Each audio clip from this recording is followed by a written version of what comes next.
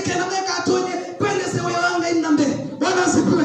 Wewe ukikala ni nani wazuko ukikala ni mbea itita ukikala obetu kuna ile hata maana wanga kuna kufunguliwa katika jina la Mungu. Bwana asifiwe. Kuna kufunguliwa kwa uwezo wa Bwana. Kuna kufunguliwa kwa nguvu za Yesu Kristo. Bwana asifiwe. Kuna kufunguliwa siku ya leo. Ni lazima tufunguliwe. Liwe liwalo shetani akatae. Ni lazima tufunguliwe. Ni lazima watu wa Mungu wafunguliwe. Waliotekwa mateka, wakatekwa nyara na shetani, siku ya leo ni lazima wafunguliwe. Wana wa Israeli waliokuwa Misri, wakamuita Yesu, wakamuita Yesu mwana wa Mungu. Tunasumbuliwa, tunapepeshwa mizigo mizito.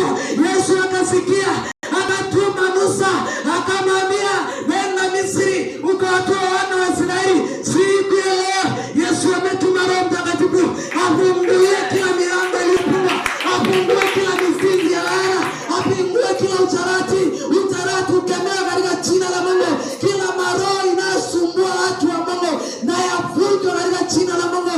Roho ya ushai iondoke na iende kabisa.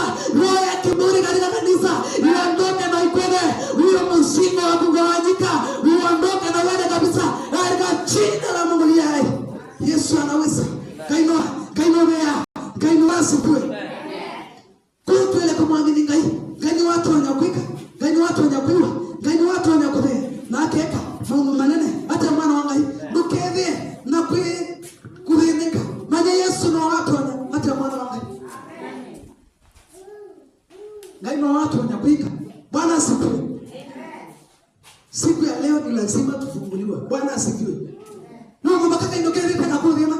Siku ya leo ukimwamini Yesu kuna kupumzishwa jameni. Siku ya leo ukimwamini na Baba Yesu kuna kupumzishwa jameni.